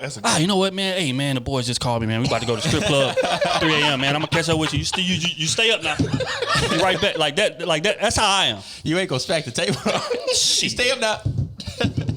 Stay up now. That's real rap, bro. Because you just show blatant distrust. No, that's real. So it's like, what's the point of me behaving? That's real. Or not behaving, but what's the point of me being considerate? Mm-hmm. Well, I mean, her woman's intuition told her that she. It's really like that. Exactly. So that's how goddamn accurate it be. All right, on to the next one. This is from, man, I'll be scared to say the name. All right, hold on. Let me just read it. Hi, I don't know if we send questions in here or not, but she said her name. But I'm Courtney. And I've been in a relationship for almost 2 years now, and we live together. But we broke up a couple weeks ago. He said he doesn't know if he'll want to get married with me in the next few years and no longer wants to waste my time. Says, I'm not bothered by the fact he came to this conclusion. I'm more upset that it took him this long to come to this conclusion. Also, he hasn't been able to work as much as the past few months, but he is a reservist. But really, I'm supporting us. I take care of everything, and I've never complained about it because I know how he feels about it. But now it feels worse because I'm getting groceries. Sometimes he cooks and cleans, but mostly it's me. I just feel lied to, led on, and used because we wouldn't even be here if he had said he didn't. If he didn't see himself getting here, if he had said that before this big move. Say, my question is this though: what did I do wrong, or did I just get common before this breakup? Never fought or yelled at each other, and now it's like we do it every couple of days. The house was so happy, and now it's not. I don't understand what was wrong. Okay, so let me recap this. Yeah, recap that. She says that they been in a relationship for 2 years. Mm-hmm. He barely works. She pays all of the bills. He's a reservist. Yes, he's a reservist. He barely works. She pays all of the bills. She goes to the grocery store, buys the groceries. She cooks. Mm-hmm. All of a sudden, out the blue, he said, you know what? I don't see this going to marriage. Or like, I don't see marriage in my future, and I know that's what you want. So he said marriage with her? Did he say he don't see marriage or marriage with her? He said he doesn't know if he'll want to get married with me in the next few years and no longer wants to waste my time.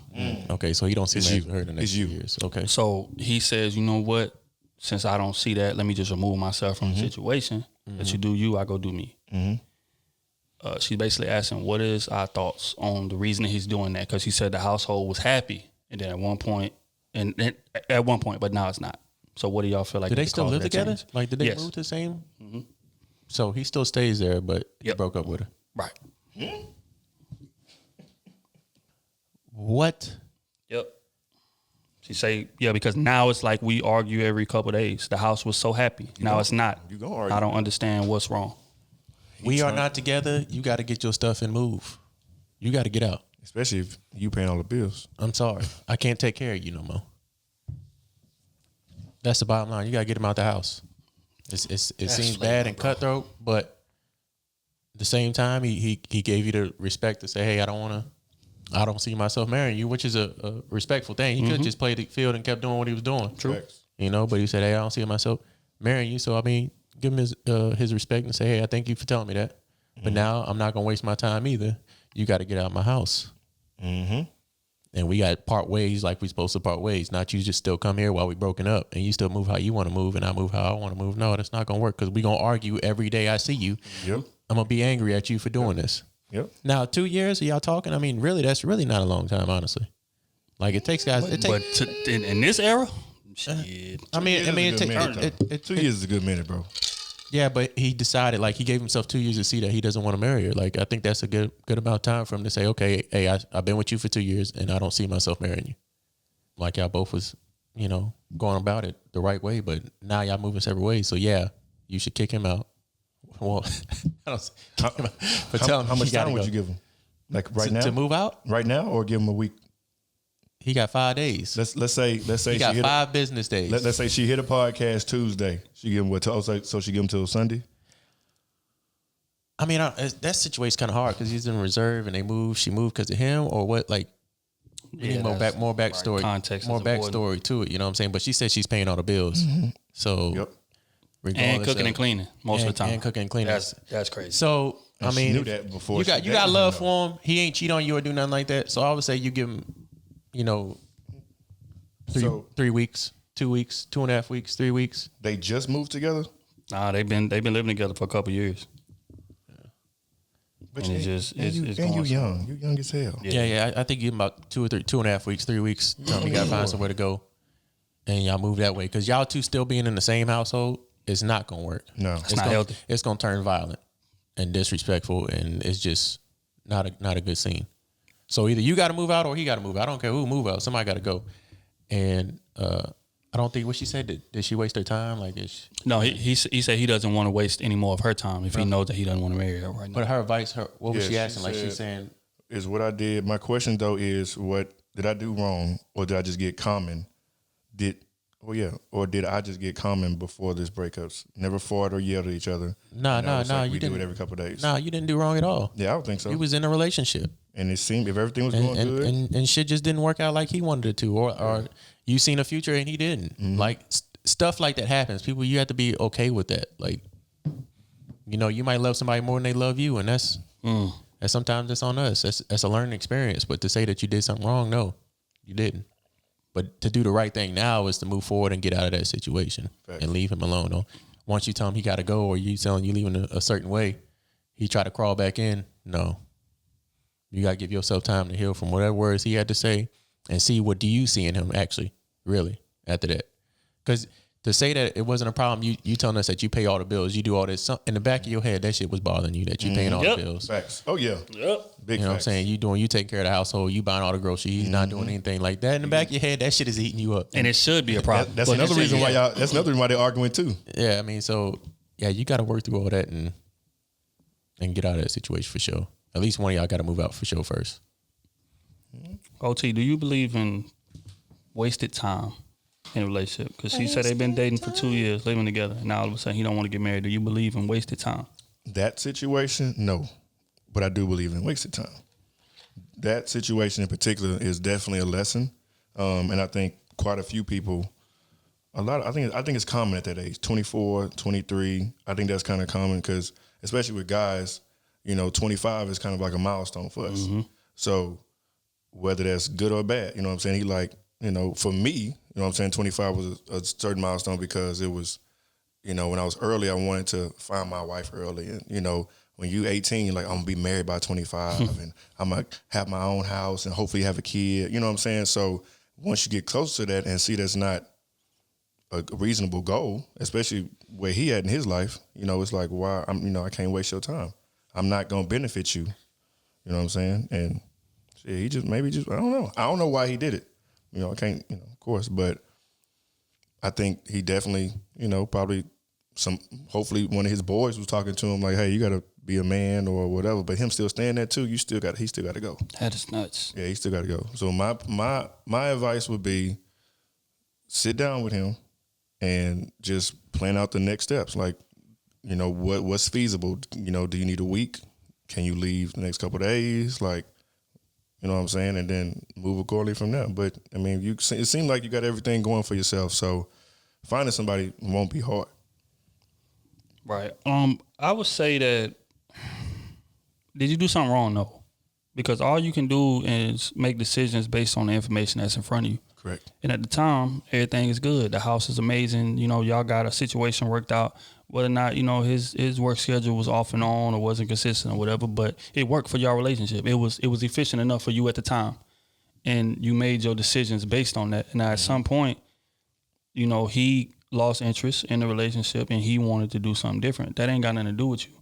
That's all on him. Now, what you do going forward is going to be on you. That's when you got wasted time coming up. Right. Because you got a brand new set of information and you need to make your decisions according to the brand new set of information that you have. And a lot of people don't do that. And that's where they get in trouble at. That's where the wasted time come in, because you still holding him to how he was acting before you found out this new information. Facts. And that's what's going to get you messed up, because at this point he got all leverage.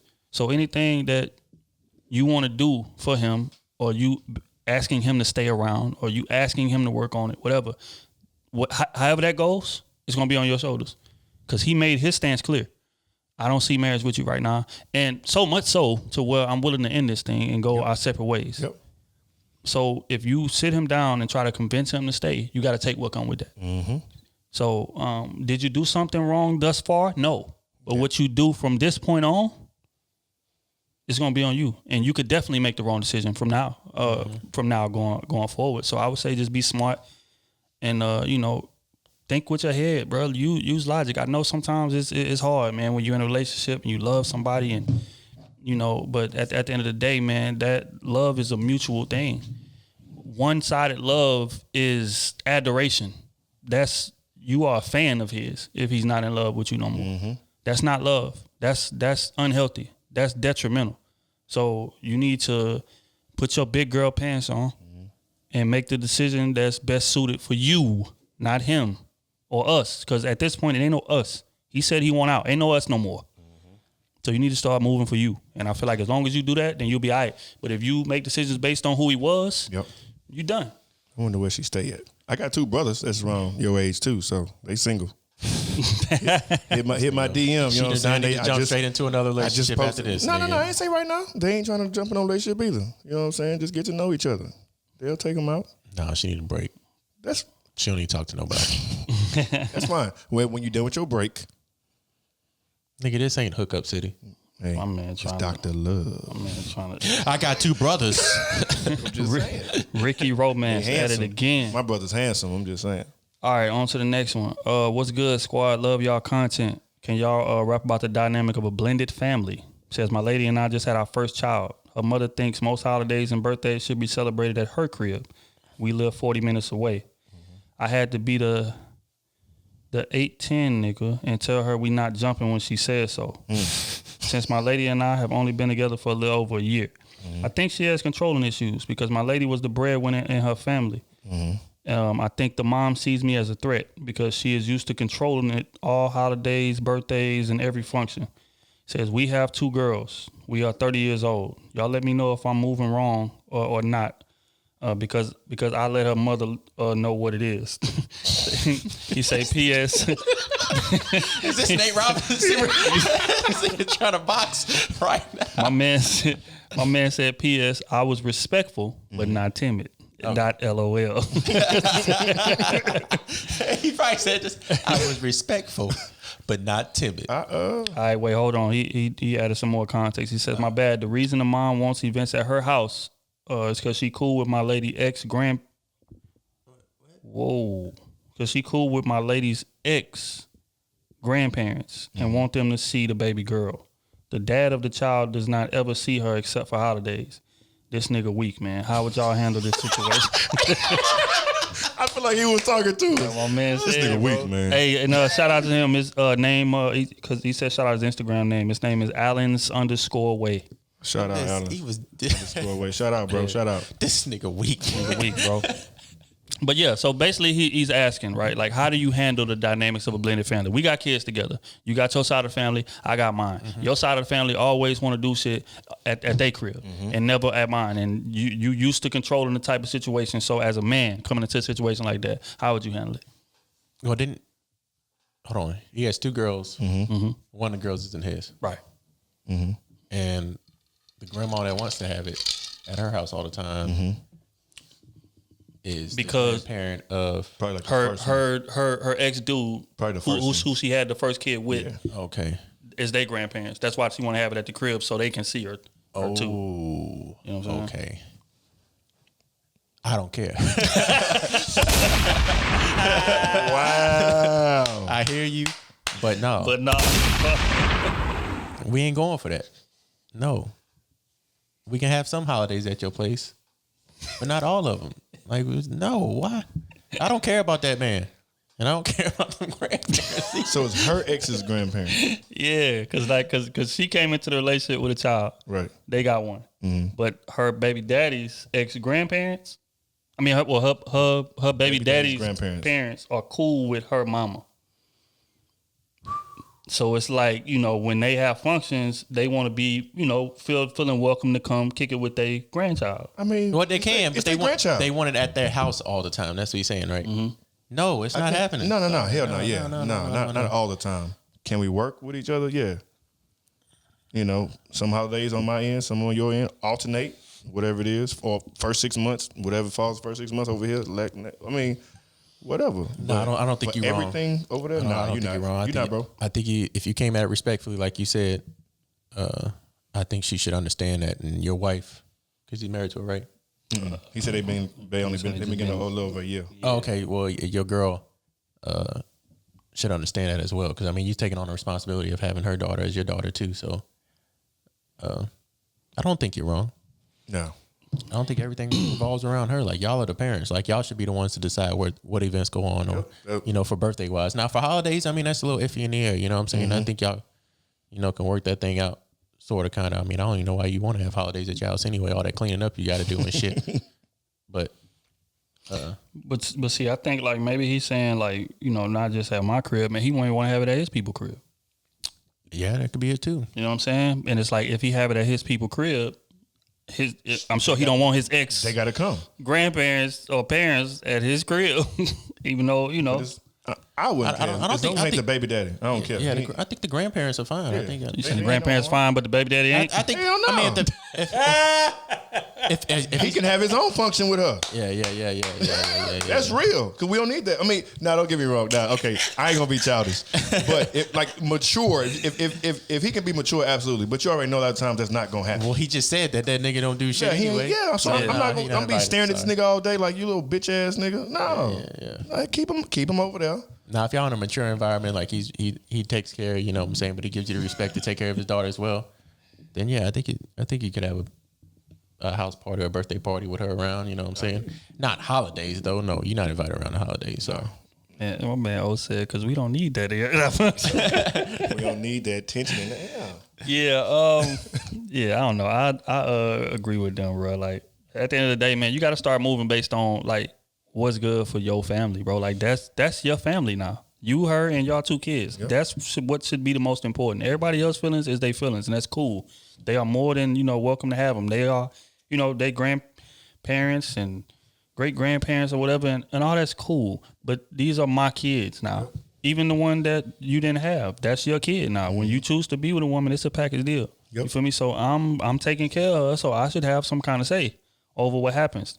Now, don't get me wrong. That's not saying that we ain't gonna never have nothing at your people crib, but every year, no, we're not doing that. I may want to throw it in my backyard. I may want to throw it at my people crib, and I feel like we should be mature enough to work around and make that happen. And if we not, then I'm out. You feel me? And sometimes you gotta let like her take care of that, because if it's coming from you, it's gonna sound like you trying to control her. Like it's like they're gonna take it different. Right. Mm-hmm. You feel me? Now if she can't talk to them and orchestrate something that's feasible for both parties, then she's showing her cards, and that ain't who you need to be with. You don't want to be with somebody that weak, because that same type of person will let her parents dictate how your relationship goes, period.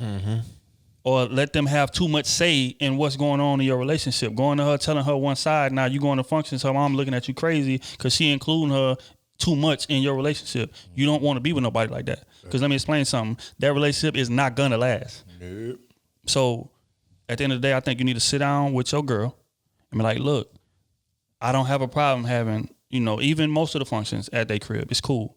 But I should have free reign to have my kids, something for my kids, where I want to have it sometimes.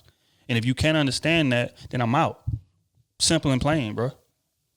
Do you think one argument would be for some people though that, like, the first kid, because they're not married, so you don't have no say so because we're not married. Like we together, but it ain't, you know what I'm saying? So technically, it's still the ball kind of still in her court. Right. And then let me explain to you how I would answer that, right?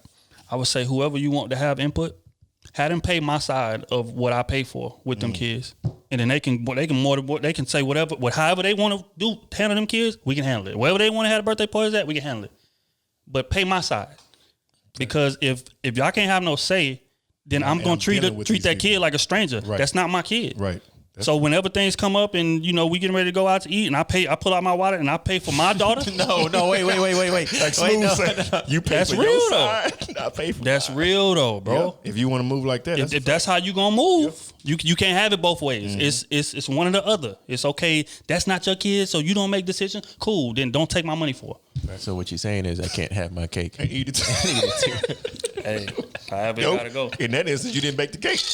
You're right. You purchased a baked cake. I rented the cake. Damn. That's what I'm saying. So I mean, if it's either we gonna be logical or we gonna be illogical. Right. I'm cool with either one, but just let me know which one. That is very true. That's another. That's a very very crucial statement you just made too. Because a lot of times we don't mind dealing with the other side at all, as long as we know where we fall. We just don't want to be limbo or caught with some off guard. You know what I'm saying? If this is how you want to move, that is perfectly fine, and we're gonna move accordingly. We had that perfect situation earlier when that man that took care of their daughter for 12, 18 years of her life, and then all of a sudden the daddy want to come back in, and now he don't want to walk down the aisle. No, you don't need that shit to be going on. That's real, bro. And it's devastating. And these type of situations in this right here, exactly, is what lead to that. Yep. It's what lead to that, bro. It's just like she said, "Oh, daddy ain't in life right now. This thing ain't nothing." Now, one day when he decide to come around, they gonna be like, "Oh, well, you should give him a chance. That's his daughter." I mean, I can hear her side of the family pleading that now. Yep.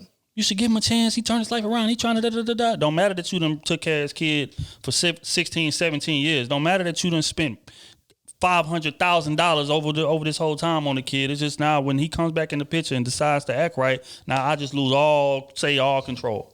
Because he was the birth parent. And I'm going to say, you know what? Y'all are 1,000% right. I'm out of here. Yep. You can be with him and y'all can run this however y'all want to run it. And I'm cool. Facts. You feel me? But just make sure that I'm filing full custody for my daughter. Facts. Big facts. You know what I'm saying? So yeah, man, it's either, it's one of two things. Is we can be mature about this or we can be ignorant. Pick which one and I'll abide by those rules. That's how you should handle it, bro. All right, on to the next one. What's good, Trill? Krew, welcome back to the land of the living, man. I hope you was able to make a speedy recovery. Hey, shout out to you, bro. I appreciate you. Got an interesting question for the guys. Would you rather fall in love with potential or turn a hoe into a housewife? Potential is a girl who has a lot going for her, education, career, etc. However, something's off about her. And y'all already know what a hoe is. So which one would you rather? This is from Antoine. Shout out to Antoine Robinson. I think you fall in love with potential for both of them, aren't you? A hoe has the potential to be a good housewife because you already know she's a hoe. So that's true. You betting on a potential that she can be a good housewife. That's very true. Not still be a hoe. Mm-hmm. And you got this one that's not a hoe. That's got everything going for her, but just something's off. I'm going for the one that something might be off instead of betting on the potential that this woman that's known for sleeping around with everybody, just acting a fool, is going to potentially turn into a good housewife. I'm sorry. Right. I mean, you fall on potential for both of them. I think the question kind of, how can we make that a better question? Which is exactly what I'm about to do. Which one do you value more? The woman that's well off in her career or the woman that's just filthy and you're not going to be able to please you sexually and has a little bit of potential? Or the one that's well off in her career but just boring as shit? You see, I back nigga to the corner when I get to. So one day got a whole bunch going for her. I'm gonna tell you right now, if she born as shit, I don't care. If she born as shit, I can't be with her. Period. I can't do that, bro. Look at us. We like to have a good time. We charismatic. Like you just being born all the time, or like you just like being on your phone, or you just. I don't know, but don't get me wrong though. Those women are good women. They are very good women, but we just not compatible. She's born, but does she have potential to be better than born? No, she's just born. No. We just said, can charisma be taught? No. We just said that. No. Okay, and then you got the one that's a hoe she's a super freak. Charismatic as hell, but she got potential though. Potential to be what? Maybe further her career or something. Be make some money. She might be in school working on her master's or something. But it's not a definite that she. I think we made this lopsided. I know. No. But it's even because it's a matter of which one you value more. Because to be honest, that's typically how it falls. I think this to make it a better even sided is that the one that's boring can potentially be a freak, and the one that's a freak already can potentially have a good career. And see, we had an argument about this as well. But, if y'all remember. but I mean, I'm saying like the way you're making it, if you got this one that's got a good career but just boring, hell no, I'm not gonna deal with somebody that's boring because I can't have fun with them. And then you got one person all the way around, and you just gave this person that was a freak, you gave her being a master's in college and stuff. Like, hell yeah, I'm gonna pick a that master's one. that's broke. But Well, look, I mean, still, that's but what I mean, I'm saying. she has a higher ceiling. It's not broke. It's not boring all the way around. Okay, so It's just that we're born in bed. sexually it's boring. Okay, To you. Okay, let's make it that way. And it's like, even, the rest of it is cool, but it don't get you, excited or whatever. You know what I'm saying? Like she's willing to do things, but you got to initiate it. Perfect example. Okay. Perfect You know what I'm saying? Who I was with in Pearland, Nigerian. Let this nigga go with the stories. That was the no. It ain't gonna be no story. It's just too detailed though. she was. I mean, they don't know, but she was a great woman, awesome woman. You know what I'm saying? Finished school, had a great job. You know what I'm saying? And that just wasn't necessary for me. Like even because she was helping us move, and I'm packing stuff up, and she was like, "Dang, you need some more stuff. I'll be right back." She came back with bins from the store, but didn't need my help or nothing. She carrying them up the stairs and everything. And I'm like, damn. And B was like, man, that girl really like you, bro. And I was like, I know. And that scared you. But it was just something. Nah, it didn't scare. It was just something about her. She was just missing the most important thing to him. Yeah, she was and that's why this question is relative. And it was very true. And and they saw it too. You know what I'm saying? But everything else, bro, checked out. Super smart. And that's what really attracted me to her. She was super smart. But I was like, damn, that's sexy. Because you don't really come across women like that too often. You know what I'm saying? So what was she missing? The charisma. And the sexual, And the just appetite, just creativeness, just urge, instinct, all that shit. Like, she didn't like, I'm talking, she would come home, well, I won't say home, but she would come see me, and nigga, she knocked out 7:30, 8 o'clock, bro. I'm getting home at 7:30, you know what I'm saying? So she come visit me, and she already knocked out. I'm like, yeah. And then, not only that, but then, like, she wasn't, side note, but like she wouldn't check me. You know what I'm saying? Like I would be out 3, 4 in the morning and just come back. She'd never said nothing. You know what I'm saying? I slept on the couch for like a week one time. Didn't say nothing. You know what I'm saying? But I did like it. Now don't get me wrong, I didn't sleep on the couch on purpose all the time. But like it was just something just wasn't off all the way. And I did try to make it work. Because I was trying to see like, damn, like, is it me? Like, you know what I'm saying? Because I've never been in a situation like that where she checked out so much. And so I was like, I eventually had to let it go because I was wasting her time. Because I wasn't feeling her like she was feeling me. Because she was doing everything, bro, everything right. And I couldn't meet it because she was just missing a few things. And those things I found out was important to me because I had the flip side. I know you. I'm just about to ask you the same thing. And went stupid. You know what I'm saying? But then now learning from those two, you know what I'm saying? Gotta find someone in the middle. Exactly. And that's, and learning lessons. That's why you date. Yeah, that's facts. And that's why I think the answer to the question is relative. It ain't no right answer. It just depends on what you value as a man. Some man would be willing to take the chance on a girl that's just filthy and got potential. Because it's like, okay, I know, like, because what's most important to me is me being pleased sexually and me getting my blood pressure up and, you know what I'm saying, just being excited when I'm around you. It ain't even got to be a sex thing. Like, they got some women that just make you feel, just in conversation and just things she does for you and just like a chick that takes initiative rather than waiting on you to do everything. That makes you feel a certain way. You be excited to come to the crib. You feel me? But then they got some chicks that are well off, own job, own place, own car, this, that, and the third, and expect you to initiate everything and just be okay, what are you gonna do for me? Surprise me. Okay, yes, I'll have sex. Okay, I'll have sex with you. Compared to a motherfucker that's coming in there and just ripping your clothes off when you come through the door. You feel me? Like it's different. She ain't got nothing else to do. It may be true. She was working. Maybe true. She ain't released no energy at work. She been on your couch all day. That's real though. That's real. But I mean, at the same time, they got chicks that run their own businesses the same way. Yep. Yeah, Same but way. like you said, it's relative. It is relative. It is I mean, very it's relative. that's just a question for each That's his own. tough. Hell yeah. Each his own. So you gotta look in the mirror on that one, bro. Next one. I'm a huge fan of the podcast on YouTube. I finally have a question to ask. Me and my homegirls were just talking last week at our weekly get-togethers, and this topic came up. Mm-hmm. She says, we noticed, and we also talked about some men not complimenting women that they're currently in a relationship or a talking stage with, like at all. Is that an automatic red flag? I feel there has to be some sort of insecurity. You're always complimenting him, but he never even thinks of throwing one back. Would there be some sort of reason for that? I hope y'all can answer. Shout out to Giselle. It's Patreon. Shout out Giselle.